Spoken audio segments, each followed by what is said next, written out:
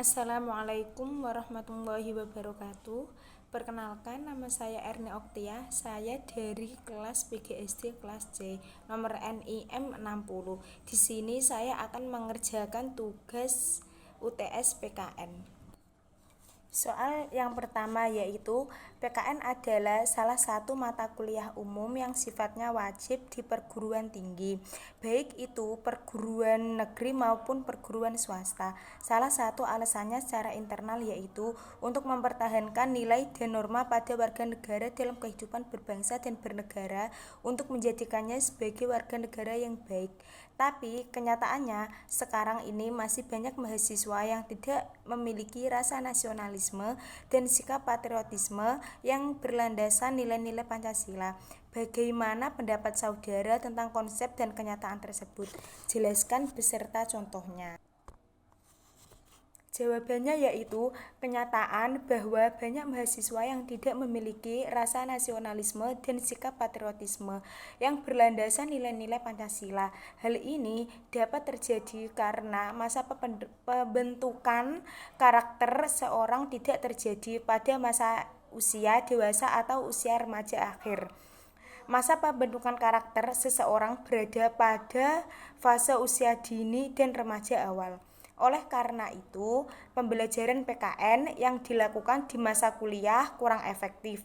Contoh efektivitas pembentukan karakter yang dimiliki dari usia dini bisa dilihat dari sekolah dasar yang tidak membatasi pergaulan siswanya dengan orang dewasa. Berperilaku negatif, lingkungan negatif ini kemudian berdampak secara efektif pada sekolah ini yang menyebabkan muridnya cenderung bersifat kasar hingga dewasa. Soal nomor 2, salah satu alasannya perlunya identitas nasional bagi Indonesia yaitu agar bangsa Indonesia tetap bersatu dalam menjaga nilai persatuan sesuai dengan ideologi atau dasar negara Indonesia. Tetapi salah satu dinamika yang terjadi sekarang ini, warga negara Indonesia tidak lagi menjadikan Pancasila sebagai acuan sikap dan perilaku hidupnya dalam berkehidupan berbangsa dan bernegara, sehingga merusak nilai persatuan. Jelaskan beserta contoh bagaimana kedudukan konsep ideologi negara Indonesia sekarang ini terhadap dinamika yang terjadi. Jawabannya yaitu ketahuan ideologi Pancasila kembali diuji ketika dunia masuk pada era globalisasi di mana banyaknya ideologi alternatif memasuki ke dalam segenap sendi-sendi bangsa melalui media informasi yang dapat dijangkau oleh seluruh anak bangsa. Kata Deputi Bidang Pengkajian Strategi Prof. Dr. Insinyur Reni Mayerni membuka fokus grup discussion tentang momen bentuk implementasi nilai-nilai Pancasila dalam era globalisasi bertumpah di ruang Gatot Kaca. Reni menjelaskan bahwa Pancasila menyerap nilai-nilai baru yang dapat bermanfaat bagi keberlangsungan hidup bangsa. Namun di sisi lain diharuskan adanya kewaspadaan nasional terhadap ideologi baru. Apabila Indonesia tidak cermat, maka masyarakat akan cenderung ikut arus ideologi luar tersebut. Soal nomor 3, salah satu tantangan dalam integrasi nasional yang adanya perbedaan pendapat dan elit dan massa tentang peraturan perundang-undangan. Bagaimana pendapat saudara sebagai seorang mahasiswa terhadap tantangan tersebut agar integrasi nasional tetap selalu terjaga dalam mempertahankan identitas nasional Indonesia? Jelaskan beserta contohnya. Jawabannya yaitu adanya perbedaan pendapat dari kaum elit politik dan massa mengenai diterbitkannya peraturan perundang-undangan dapat menjadi tantangan sekaligus hambatan dalam mewujudkan integrasi nasional sebagai seorang mahasiswa. Sikap yang harusnya kita tunjukin adalah mendukung keputusan pemerintah. Jika dirasa keputusan dalam membuat peraturan perundang-undangan tersebut sesuai dan selaras dengan aspirasi dan masyarakat, serta dirasa dapat memberikan manfaat atau kontribusi masyarakat positif terkala dengan kemajuan bangsa, negara terutama yang menyangkut masyarakat luar dengan keseluruhan.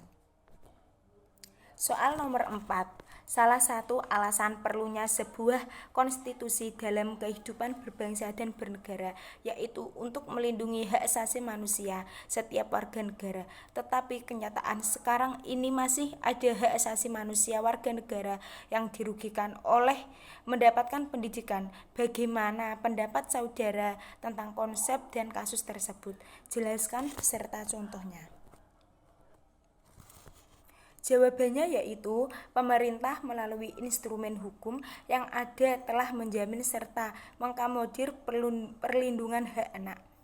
Tetapi kerjasama antar instansi terkait masih belum saling terintegrasi sehingga banyak tumpang tindih peran instansi terkait membuat kurang maksimalnya penegakan dan pengawasan perlindungan hak atas anak.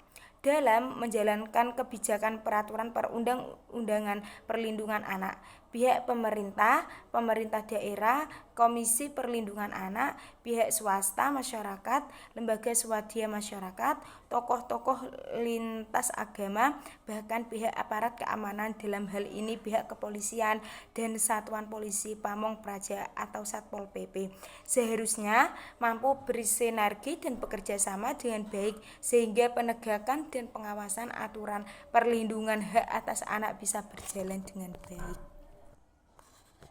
Soal nomor 5. Bagaimana hubungan antara kewajiban dan hak negara dan warga negara yang tidak bisa dipisahkan? Jelaskanlah dan berikan contohnya. Jawabannya yaitu keduanya memiliki hubungan kausalitas atau hubungan sebab akibat. Seseorang mendapatkan hak karena kewajibannya dipenuhi. Hak dan kewajiban warga negara juga tidak dapat dipisahkan karena bagaimanapun dari kewajiban itulah muncul hak dan begitupun sebaliknya. Sekian dari saya. Apabila ada tutur kata yang kurang berkenan, saya mohon maaf sebesar-besarnya. Wassalamualaikum warahmatullahi wabarakatuh.